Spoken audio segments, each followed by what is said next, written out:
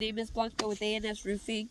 We're here at the residence of Miss Vera to do basically the repair work for her roof. Um, with that being said, it's our standard operating procedure to record the first repair just to see how the roof is responding. There are a couple things that I'm going to be looking for to see whether the roof is responding well to the repair or not. Usually it's about there's 5 things I look for. First and foremost, if there's any excessive mat transfer, any tears to the shingle, or additional creasing that happens as a result of the repair, any nail pull throughs or excessive granule loss. Those 5 things are usually an indication to me that the roof isn't responding very well to the repair, which is why we record it. But with that being said, I'm gonna get started. I'm gonna walk you guys through what my repair looks like here. First things first, I've already outlined my area for you guys. This is the shingle that we're gonna be removing. And as you guys can see, this whole area here is outlined because this is the area, these are all the shingles that are a part of the repair. So in order for me to remove this shingle, I actually have to break the seal to this layer here and this layer here as well, okay? I'm using basic tools, nothing crazy. I have a trowel to lift and break the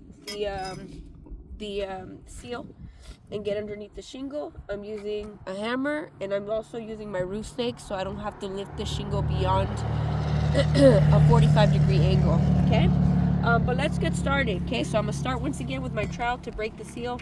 Obviously, this is our damaged shingle. You guys can see the wing crease on it. It flaps, okay? But with that being said, I gotta break the seal here, this row, and this row. So let's get started. And my goal with this repair is not to be too forceful. Obviously, we're not here to cause more damage to this homeowner's roof. We're here to just fix it.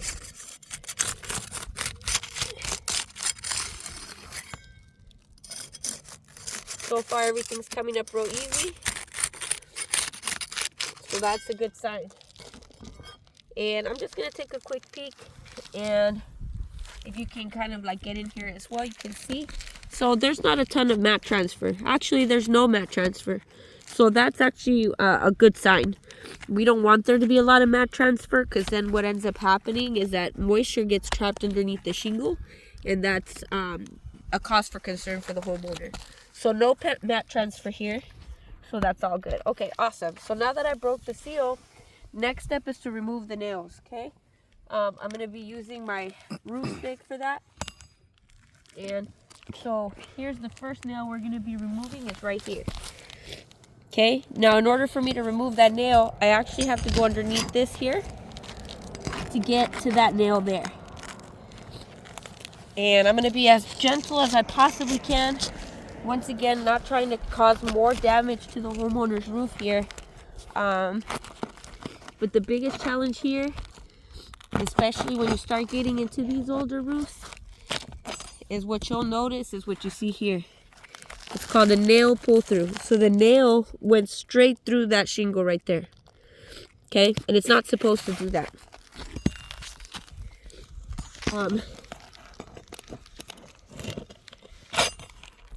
So here's the nail. We were able to remove it, but I'll show you guys when we pull the shingle out what that actually looks like. So far we have one nail pull through. Here's our next nails right here. Same thing. I'm going to go underneath the shingle here. And once again, I'm not putting too much pressure on it. I'm being as delicate as I can. What you'll notice is a tear here. Do you see that? Are you able to get a good shot of that? Yeah. Okay, so that also pulls right through. I'm able to kind of push it back out this way, so that's good. But just keep in mind that that was another pull through. Okay. This is my last nail on this layer here.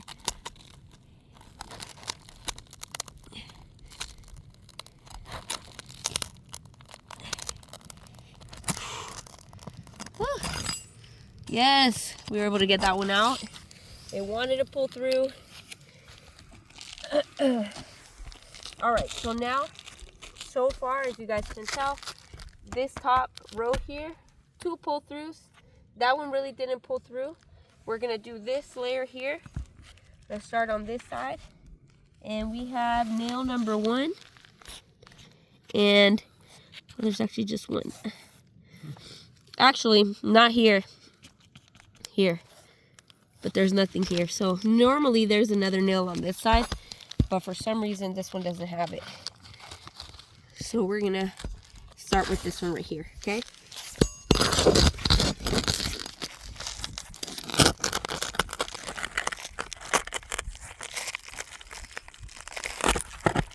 And what you guys can see, if you're able to catch that on camera, you got that pull through.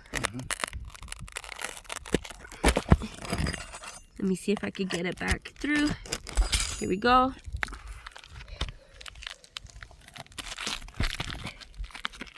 See where that next nail is. Here's our next one. Okay.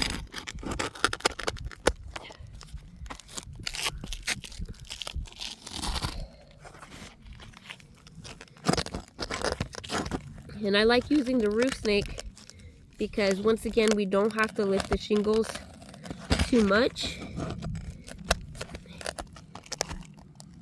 Because obviously we don't want to cause more damage here. Now we were able to pull this one out. And we've got one more. Here we go. And this is our last nail. After this, unless I miss something, this should be able to pull straight out, okay? Let me just scoot over. Should have brought some knee pads. Ugh.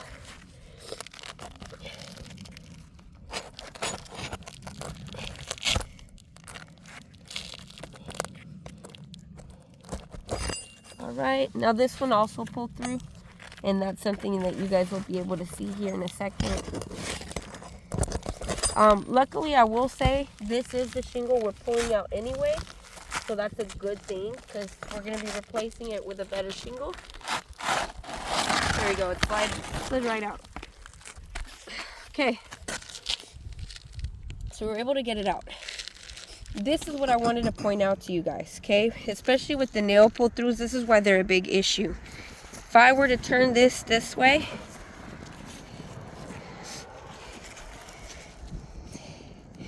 literally pull right through the shingle and just tore it. Now think of it when it rains. Look, same thing here.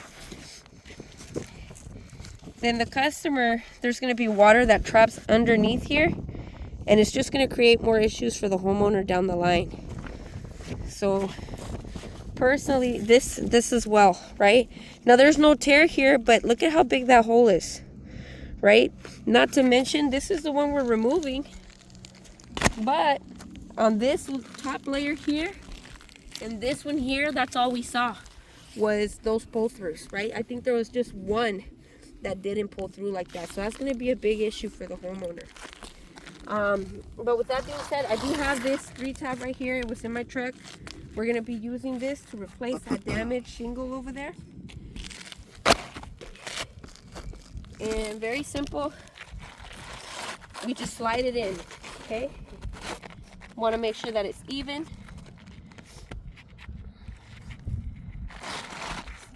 And it should slide right in. Here we go. Nice and even.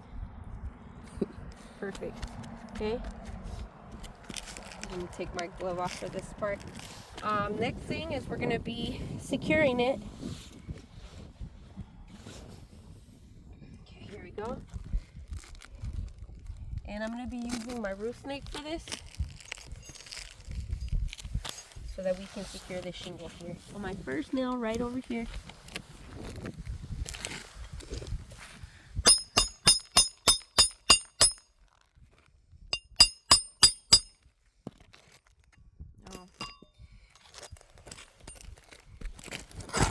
So that didn't quite go in the way that I wanted it to. What I'm going to do is I'm going to use that same hole, so I'm not creating a bunch of holes on this customer's roof. We're going to use the same hole, okay?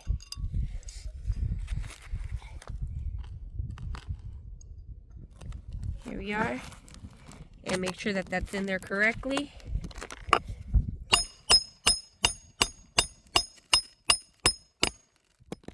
that feels like it went in correctly. There we go. And then let's finish that off. Awesome. There you go. Secured.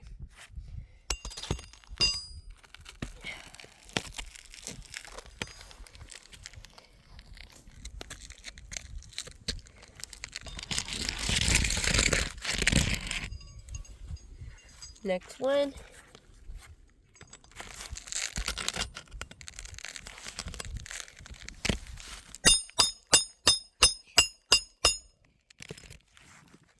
Take a look. This one slipped out of the roof snake, but let me just secure it.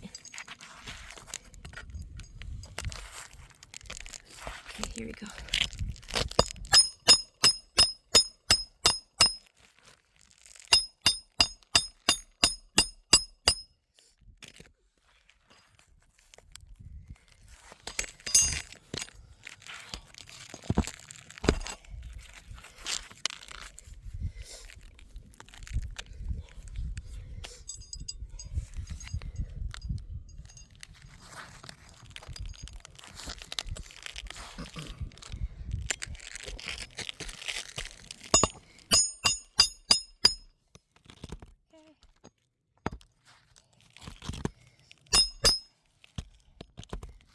So you guys can take a look. Secure. Okay. And something to pay attention to while I'm doing this, guys. I'm not trying to be forceful or overdo it. There's only so much power I can actually use. But I want you guys to pay attention to how many granules are actually coming off of this roof as I do this repair.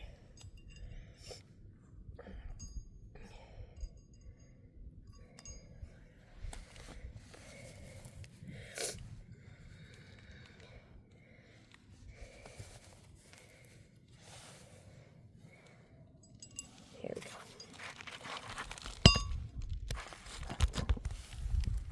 Here we go.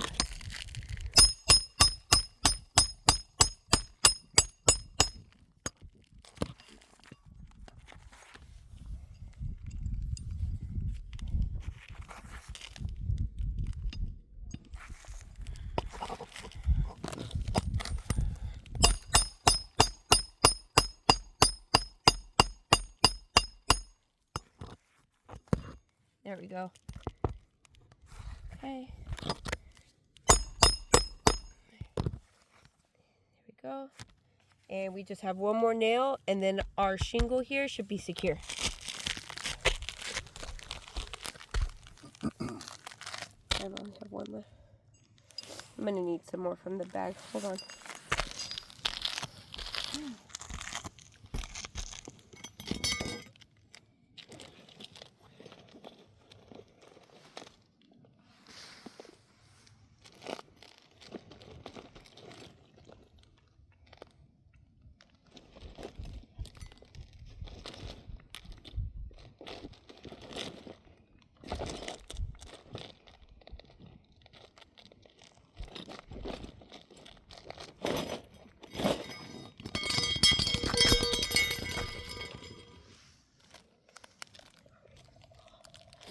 Cool.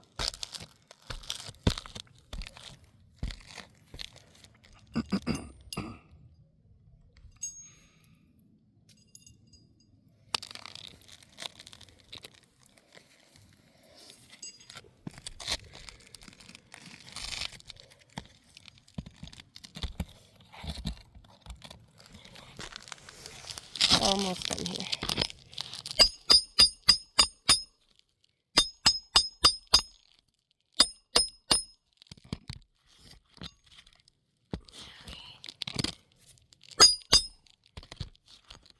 Awesome. So now this is secure, so it's not going to go anywhere, okay?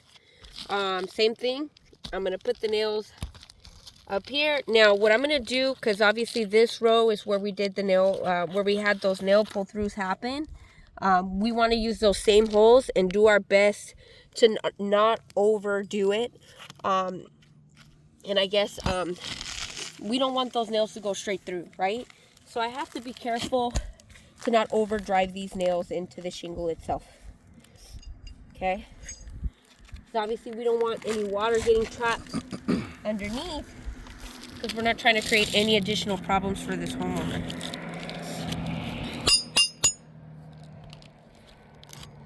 Okay. Now, I think this one right here, we should be okay because this one did not pull through, but it's still perfect. There we go. But those other two, that's where I really want to be careful to not overdrive this nail.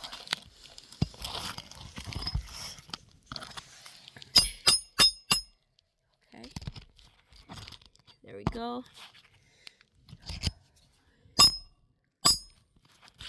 That's good. So you guys can see, not overdriven. Okay. And we got one more here.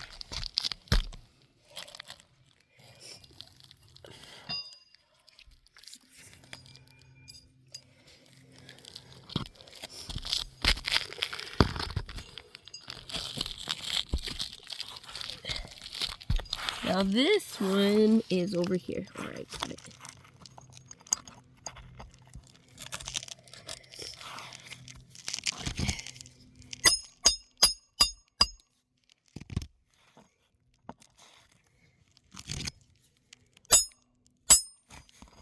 All right, so you guys can see, not overdriven. Okay, perfect. So I've completed this repair. Okay, so let's go over what we found so far. Just a couple things here. Actually, let me grab my other glove for this. So on the plus side, there wasn't a ton of mat transfer. Like I said before, whenever there's no mat transfer, that's a good thing. Because you know, obviously we don't want water getting trapped underneath the shingle. So the fact that we didn't really have that much mat transfer, good sign. But what are some of the things I did notice? First of all, we had nail pull-throughs on this shingle, and then of course we had this entire bottom row that pulled through, right? I showed you guys what that damage looked like on the shingle that we replaced. So those are all going to be issues for the homeowner. Aside from that, we do see some additional creasing.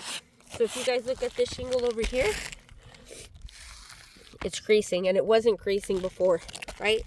So now we have 2 out of the 3. Additionally, guys, and this is something that happens as part of the repair process. You know, one of the reasons I love the roof snake is because we don't have to lift the shingle up too high in order to replace it. But once you start getting some of these shingles that they're just older, excuse me, what you'll start to notice is these impact zones where essentially the granules are completely missing. You have more here, right?